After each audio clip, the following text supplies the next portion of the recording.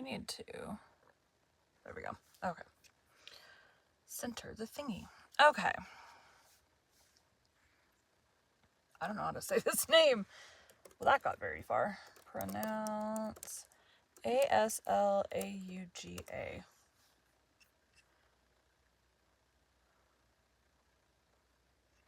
Icelandic?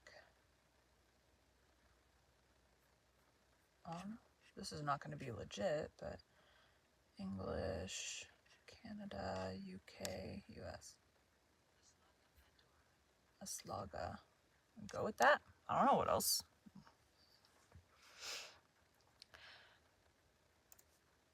Today we'll be continuing Joe's Boys by Louisa May Alcott. Chapter 21, Aslauga's Night. It was curious to see the change which came over Dan after that talk. It was curious to see the change which came over Dan after that talk.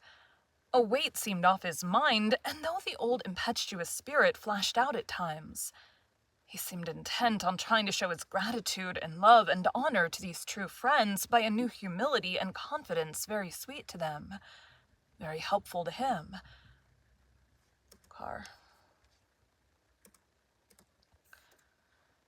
Very helpful to him. After hearing the story from Mrs. Joe, the professor and Mr. Lorry made no allusion to it beyond the hearty hand grasp, the look of compassion, the brief word of good cheer in which men convey sympathy, and a redoubled kindness which left no doubt of pardon. Mr. Lorry began at once to interest influential persons in Dan's mission, and set in motion the machinery which needs so much oiling before anything can be done, where government is concerned. Mr. Bear, with the skill of a true teacher, gave Dan's hungry mind something to do, and helped him understand himself by carrying on the good chaplain's task, so paternally that the poor fellow often said he felt as if he had found a father. The boys took him to drive, and amused him with their pranks and plans, while the women, old and young, nursed and petted him till he felt like a sultan with a crowd of devoted slaves, obedient to his lightest wish. A very little of this was enough for Dan, who had a masculine horror of mollycoddling.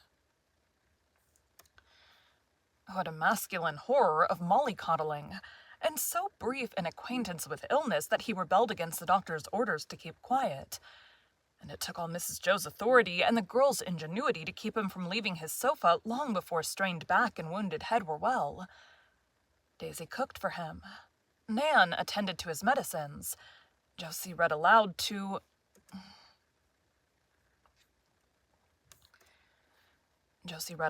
while away the long hours of inaction that hung so heavily on his hands, while Bess brought all her pictures and casts to amuse him, and at his special desire set up a modeling stand in his parlor, and began to mold the buffalo head he gave her. Those afternoons seemed the pleasantest part of his day, and Mrs. Joe, busy in her study close by, could see the friendly trio, and enjoy the pretty pictures they made. The girls were much flattered by the success of their efforts, and exerted themselves to be very entertaining, consulting Dan's moods with the feminine tact most women creatures learn before they're out of pinafores. When he was gay, the room rang with laughter. When gloomy, they read or worked in respectful silence till their sweet patience cheered him up again. And when in pain, they hovered over him like a couple of angels, as he said. He often called Josie Little Mother, but Bess was always Princess. And his manner to the two cousins was quite different. Josie sometimes fretted him with her fussy ways, the long plays she liked to read, and the maternal scolding she administered when he broke the rules. For having a lord of creation in her power was so delightful to her, that she would have ruled him with a rod of iron if he had submitted. To Bess, in her gentler ministrations, he never showed either impatience or weariness, but obeyed her least word, exerted himself to seem well in her presence, and took such interest in her work that he lay looking at her with unwearied eyes, while Josie read to him in her best style unheeded.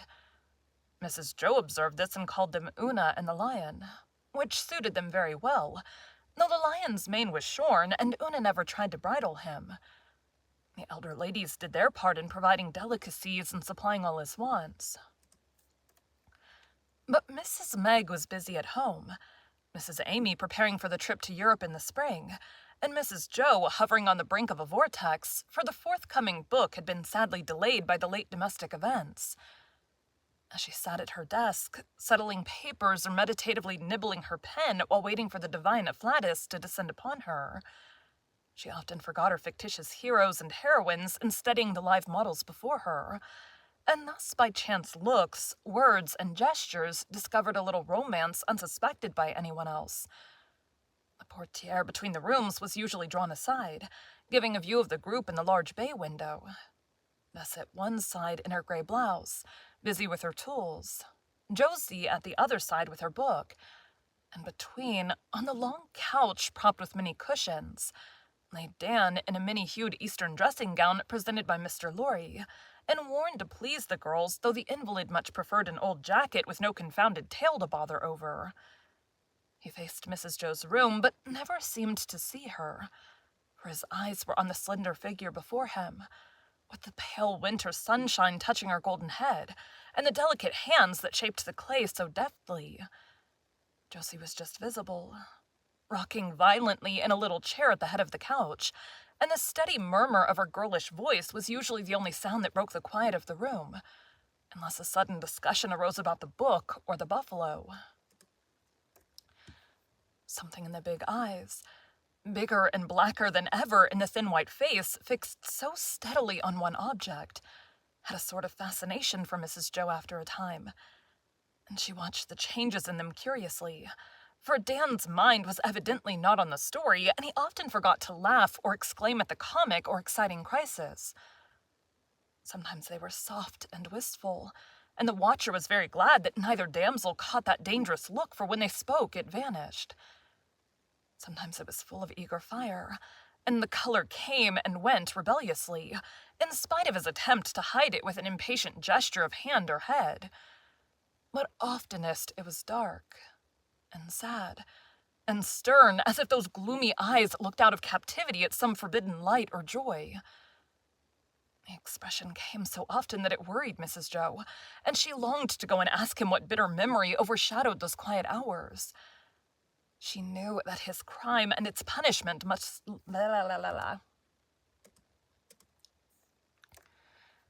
She knew that his crime and its punishment must lie heavy on his mind.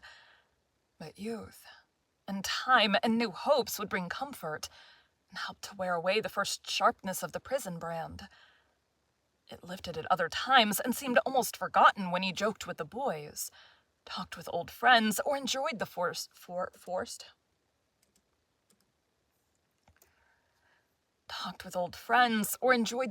snows as he drove out every fair day.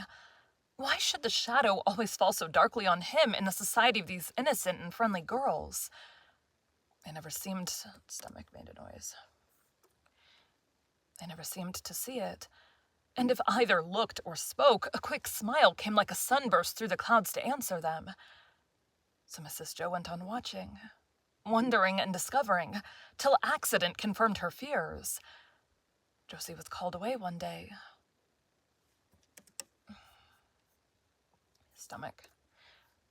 Josie was called away one day, and Bess, tired of working, offered to take her place if he cared for more reading. I do. Your reading suits me better than Joe's. She goes so fast, my stupid head gets in a muddle and soon begins to ache. Don't tell her, she's a dear little soul, and so good to sit here with a bear like me. The smile was ready as Bess went to the table for a new book, the last story being finished. Bess.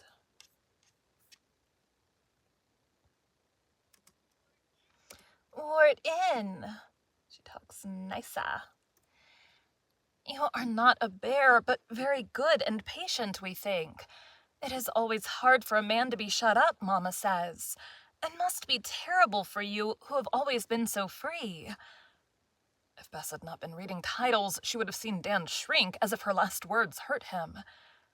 He made no answer, but other eyes saw and understood why he looked as if he would like to spring up and rush away, for one of his long races up the hill, as he used to do when the longing for liberty grew uncontrollable. Moved by sudden impulse, Mrs. Joe caught up her work basket and went to join her neighbors, feeling that a non-conductor might be needed. For Dan looked like a thundercloud full of electricity. "What shall we read, Auntie? Dan doesn't seem to care. You know his taste. Tell me something quiet and pleasant and short. Josie will be back soon," said Bess, still turning over the books piled on the center table. Before Mrs. Joe could answer, Dan pulled a shabby little volume from under his pillow and, handing it to her, said, "Please read the third one. It's short and pretty. It's short and pretty. I'm fond of it." The book opened at the right place, as if the third story had been often read, and Bess smiled as she saw the name. "Why, Dan, I shouldn't think you'd care for this romantic German tale. There's fighting in it, but it is very sentimental, if I remember it rightly." "I know it, but I've read so few stories. I like the simple ones best. Had nothing else to read sometimes. I guess I know it all by heart, and never seem to be tired of those fighting fellows, and the fiends and angels and lovely ladies. You read A Slugga's Night and see if you don't like it. Edwald was rather too soft for my fancy, but Frodo was first-rate, and the spirit with the golden hair always reminded me of you." As Dan spoke, Mrs. Joe settled herself where she could watch him in the glass, and Bess took a large chair facing him, saying as she put up her hands to retie the ribbon that held the cluster of thick, soft curls at the back of her head, "I hope Aslaga's hair wasn't as troublesome as mine, for it's always tumbling down. I'll be ready in a minute." Stomach. "I'll be ready in a minute." "Don't tie it up. Please let it hang. I love to see it shine that way.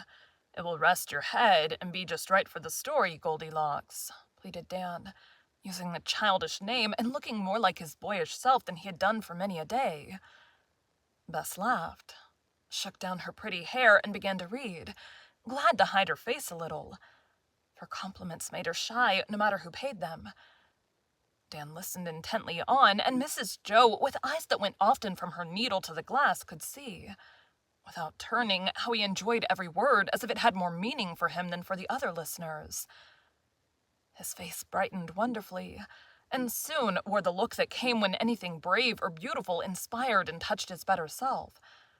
It was folks' charming story of the knight Froda, and the fair daughter of Sigurd, who was a sort of spirit appearing to her lover in hours of danger and trial, as well as triumph and joy, till she became his guide and guard, inspiring him with courage, nobleness, and truth, leading him to great deeds in the field, sacrifices for those he loved, and victories over himself by the gleaming of her golden hair, which shone on him in battle, dreams, and perils by day and night, till after death he finds the lovely spirit waiting to receive and to reward him. Of all the stories in the book, this was the last one would have supposed. Airplane.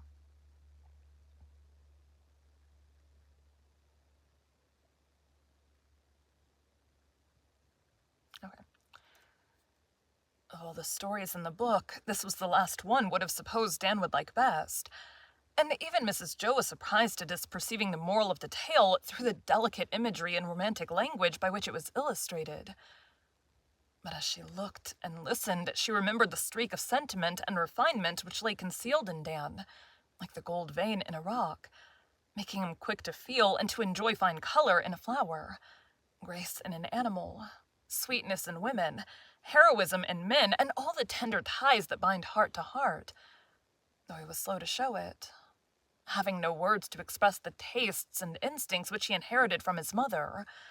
Suffering of soul and body had tamed his stronger passions.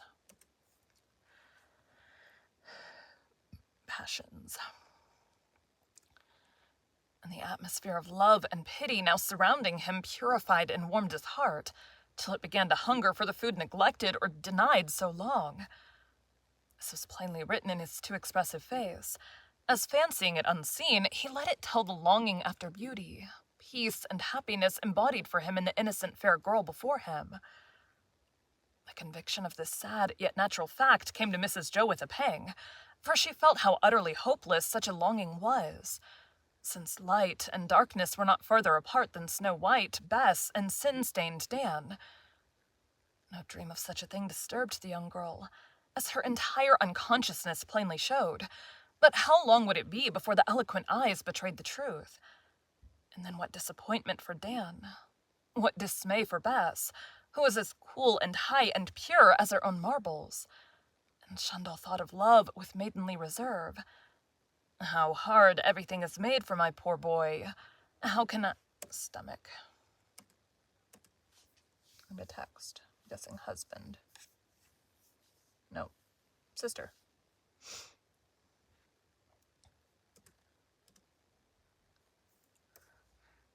How hard... Damn it, stomach, shut up. How hard everything is made for my poor boy. How can I spoil his little dream and take away the spirit of good he's beginning to love and long for? When my own dear lads are safely settled, When my own dear lads are safely settled, I'll never try another, for these things are heartbreaking and I can't manage any more, thought Mrs. Joe, as she put the lining into Teddy's coat sleeve upside down. So perplexed and grieved was she at this new catastrophe. The story was soon done. And as Bess shook back her hair, Dan asked as eagerly as a boy, "Don't you like it?" "Yes, it's very pretty, and I see the meaning of it, but Undine was always my favorite." "Of course, that's like you. Lilies and pearls and souls and pure water. Centrum used to be mine, but I took a fancy to this when I was, rather down on my luck one time, and it did me good. It was so cheerful and sort of spiritual in its meaning, you know."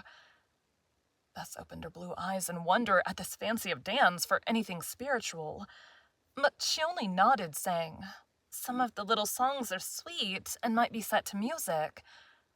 Dan laughed. "I used to sing the last one to a tune of my own sometimes at sunset, listening to celestial lays, bending thy unclouded gaze on the pure and living light. Thou art blessed, Aslaga's night." And I was, he added under his breath, as he glanced towards the sunshine dancing on the wall. "This one suits you better now." And glad to please him by her interest, Bess read in her soft voice, heal fast, ye hero wounds. O night, be quickly strong. Beloved strife for fame and life, O tarry not too long." "I'm no hero. Never can be. And fame and life can't do much for me. Never mind. Read me that paper, please. This knock on the head has made a regular fool of me."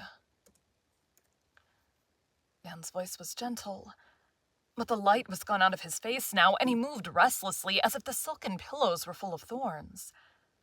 Seeing that his mood had changed, Bess quietly put down the book, took up the paper, and glanced along the columns for something to suit him. "You don't care for the money market, I know, nor musical news. Here's a murder. You used to like those. Shall I read it? One man kills another—" "No." Only a word. But it gave Mrs. Joe a thrill, and for a moment she dared not glance at the telltale mirror. When she did, Dan lay motionless with one hand over his eyes, and Bess was happily reading the art news to ears that never heard a word. Feeling like a thief who has stolen something very precious, Mrs. Joe slipped away to her study, and before long Bess followed to report that Dan was fast asleep. Sending her home with the firm resolve to keep her there as much as possible, Mother Bear had an hour of serious thought all alone in the red sunset. And when a sound in the next room led her there, she found that the feigned sleep had become real repose. For Dan lay breathing heavily, with a scarlet spot on either cheek, and one hand clenched on his broad breast. Yearning over him with a deeper pity than ever before, she sat in the little chair beside him, trying to see her way out of this tangle, till his hand slipped down, and in doing so snapped a cord he wore about his neck and let a small case drop to the floor. Mrs. Joe picked it up, and as he did not wake, sat looking at it, idly wondering what charm it held, for the case was of Indian workmanship, and the broken cord of closely woven grass, sweet-scented and pale yellow. "I won't pry into any more of the poor fellow's secrets. I'll mend and put it back and never let him know I've seen his talisman." As she spoke, she turned the little wallet to examine the fracture, and a card fell into her lap. It was a photograph, cut to fit its covering, and 2 words were written underneath the face. Mayaslaga. For an instant, Mrs. Joe fancied that it might be one of herself, for all the boys had them. But as the thin paper fell away, she saw the picture Demi took of Bess that happy summer day. There was no doubt now, and with a sigh, she put it back, and was about to slip it into Dan's bosom so that not even a stitch should betray her knowledge. When as she leaned towards him, she saw that he was looking straight at her, with an expression that surprised her more than any of the strange ones she had ever seen in that changeful face before. "Your hand slipped down. It fell. I was putting it back," explained Mrs. Joe, feeling like a naughty child caught in mischief. "You saw the picture?" "Yes." "And you know what a fool I am?" "Yes, Dan, and I'm so grieved. Don't worry about me. I'm all right. I'm glad you know, though I never meant to tell you. Of course, it is only a crazy fancy of mine, and nothing can ever come of it. Never thought there would. Good Lord, what could that little angel ever be to me but what she is? A sort of dream of all that's sweet and good." More afflicted by the quiet resignation of his look and tone than by the more passionate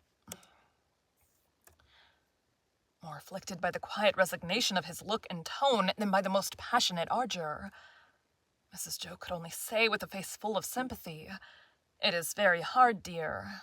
But there's no other way to look at it. You are wise and brave enough to see that and to let the secret be ours alone. I swear I will. Not a word nor a look if I can help it. No one guesses, and if it troubles no one. Is there any harm in my keeping this, and taking comfort in the pretty fancy that kept me sane in that cursed place?" Dan's face was eager now, and he hid away the little worn case as if defying any hand to take it from him. Anxious to know everything before giving counsel or comfort, Mrs. Joe said quietly, "Keep it and tell me all about the fancy. Since I've stumbled on your secret, let me know how it came, and how I can help to make it lighter to bear. You'll laugh, but I don't mind. You always did find out our secrets and give us a lift. Well, I never cared much for books, you know. But down yonder, when the devil tormented me, I had to do something or go stark mad. So I read both the books you gave me. One was beyond me, till that good old man showed me how to read it. But the other one, this one, was a comfort, I tell you. It amused me and was as pretty as poetry. I liked 'em all, and most wore out Sintram. See how used up he is? Then I came to this, and it sort of fitted that other happy part of my life.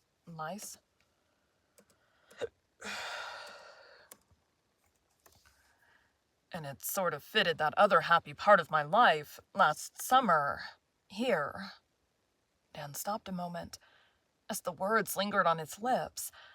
Then, with a long breath, he went on, as if it was hard to lay bare the foolish little romance he had woven about a girl, a picture and a child's story there in the darkness of the place which was as terrible to him as Dante's Inferno, till he found his Beatrice.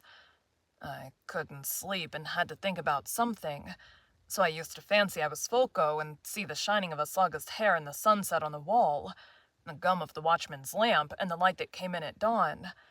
My cell was high. I could see a bit of sky. Sometimes there was a star in it, and that was most as good as a face. I set great store by that patch of blue, and when a white cloud went by, I thought it was the prettiest thing in all this world.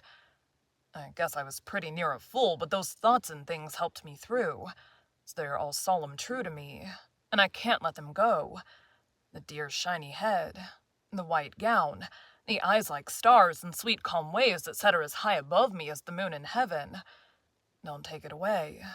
It's only a fancy, but a man must love something, and I'd better love a spirit like her than any of the poor common girls who would care for me." The quiet despair in Dan's voice pierced Mrs. Joe to the heart, but there was no hope, and she gave none. Yet she felt that he was right, and that his hapless affection might do more to uplift and purify him than any other he might know. Few women would care to marry Dan now, except such as would hinder, not help him in the struggle which life would always be to him. I accidentally just closed out of that. Go away. Would be to him. And it was better to go solitary to his grave than become what she suspected his father had been. A handsome, unprincipled, and dangerous man with more than one broken heart to answer for. Yes, Dan, it is wise to keep this innocent fancy if it helps and comforts you, till something more real and possible comes to make you happier. I wish I could give you any hope, but we both know that the dear child is the apple of her father's eye, the pride of her mother's heart, and that the most perfect lover they can find will hardly seem to them worthy of their precious daughter. Let her remain for you the high, bright star that leads you up and makes you believe in heaven. Mrs. Joe broke down there. It seemed so cruel to destroy the faint hope Dan's eyes betrayed, that she could not moralize when she thought of his hard life and lonely future. Perhaps it was the wisest thing she could have done, for in her hearty sympathy he found comfort for his own loss, and very soon was able to speak again in the manly tone of resignation to the inevitable that showed how honest was his effort to give up everything but the pale shadow of what, for another, might have been a happy possibility. They talked long and earnestly in the twilight, and this second secret bound them closer than the first, for in it there was neither sin nor shame, only the tender pain and patience which has made saints and heroes of far worse men than our poor Dan. When at length they rose at the summons of a bell, all the sunset glory had departed, and in the wintry sky there hung one star, large, soft, and clear above a snowy world.